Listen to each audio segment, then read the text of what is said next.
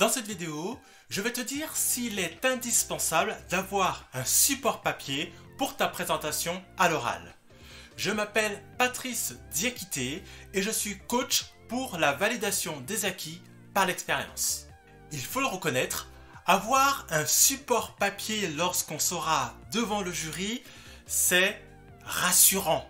On sait que tout ce que l'on a à dire, tout ce qu'on veut évoquer, eh bien, c'est écrit. Donc, on est certain de ne commettre aucune erreur. Donc ça, il faut le reconnaître, c'est vraiment l'aspect positif du fait d'avoir un écrit devant soi lorsqu'on aura à évoquer, en tout cas à faire sa présentation devant le jury. L'autre avantage, c'est que ce sera organisé, ce sera bien structuré en fonction des différentes parties que sont bien la partie de formation, la partie professionnelle et la partie motivation. On est sûr d'avoir vraiment l'organisation et la transition entre chacune de ces trois parties.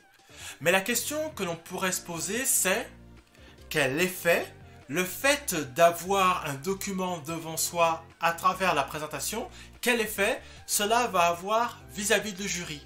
Que va penser le jury de voir le postulant en face d'eux avec un document écrit?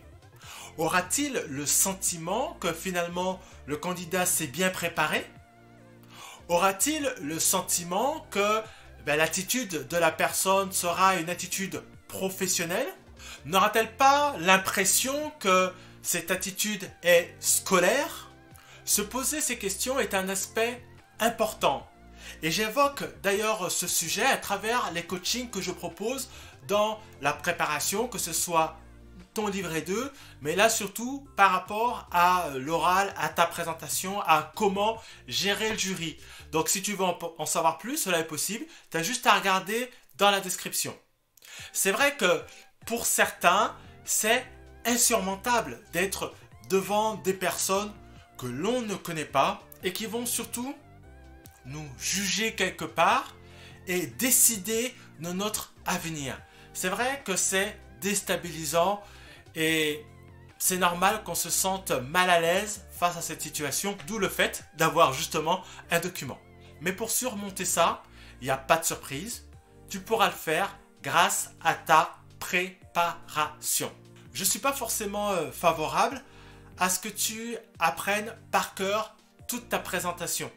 Parce que si tu le fais, ton jury, même toi, ça donne vraiment le sentiment de récitation, tu vois, comme quand on était à l'école étant jeune.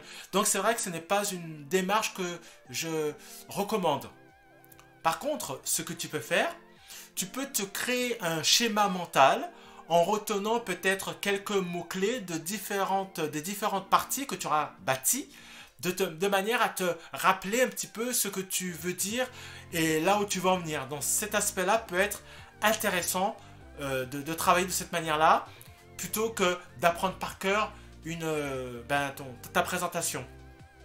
Ici, l'idée sera de te remémorer plutôt ce que tu as travaillé. Parce que oui, il faudra forcément écrire et rédiger quelque chose.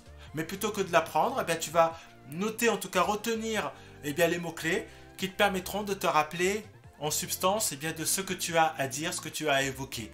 De toute façon, ce que tu as à dire, il n'y a rien de secret puisque tu vas parler de ta propre expérience. Tu vas parler de ta vie. Et ta vie, tu es le mieux placé pour en parler. Donc, il n'y a pas de piège en soi. Il faut juste que, dans ton esprit, que ce soit suffisamment structuré pour convaincre tes interlocuteurs. Si tu veux en savoir plus, tu as la possibilité de prendre un rendez-vous avec moi. Tout se trouve dans la description. Tu pourras avoir un certain temps, 30 minutes d'échange avec moi, où je pourrais te donner des conseils, en tout cas t'aider à obtenir un résultat devant ton jury. Je te dis à bientôt pour une prochaine vidéo.